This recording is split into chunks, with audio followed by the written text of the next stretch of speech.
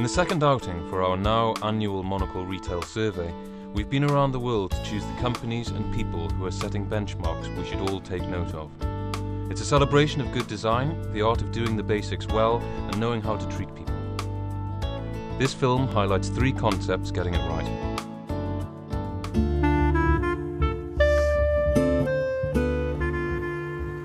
Spain is rarely known for the quality of its breads. Daniel Martin Navarro hopes to change this with Pan Atelier, his new chain of bakeries in Valencia serving regional varieties. The first opened last November, and the second baked its first batch in February. Martin Navarro was keen to keep things in the family and charged his sister, the designer Rocio, with creating the visual identity. Solid marble and chunky glass counters give the interiors a breezy feel, and to drive home the point, Pan's palatable slogan, Ñam Ñam, the Spanish for yum yum. Time is a key thing to get all this special flavor and special taste, and this is what allows us to differentiate with other competitors. There is a lot of value in doing very well your business. So in Spanish there is an old saying, zapatero a tus zapatos, which means you basically do your own thing.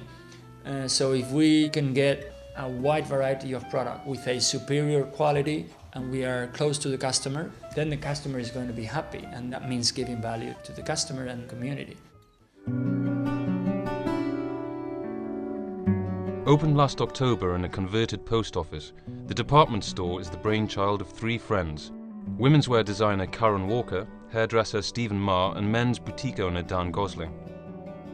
The 3-story building showcases the best of the city's fashion, beauty, design, art and retail, and the cosy and welcoming layout was created by Kiwi interiors designer Katie Lockhart. We saw this beautiful building, it's 1960s post office, and it's in a really great neighbourhood with a really sophisticated customer.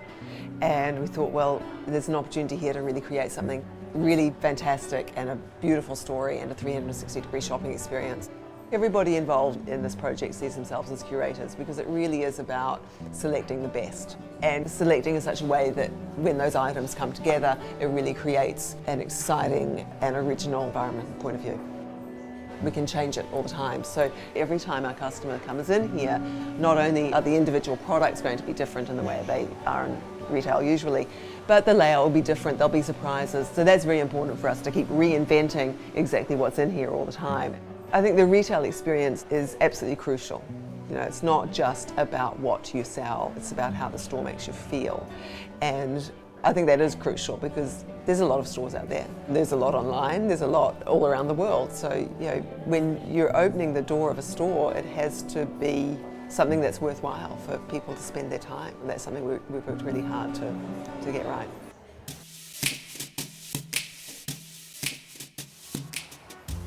New York's 192 books ignore the bestseller lists that determine shelf space in other bookshops around the city. Their intimate shop is instead driven by the duo's keen taste in fiction, as well as their discerning customers' constant inquiries and requests. The West Chelsea shop, opened in 2003, crafts a niche experience, tailored to the neighbourhood and aimed at pleasing loyal locals rather than the masses. We're very small, and so we can't stock everything.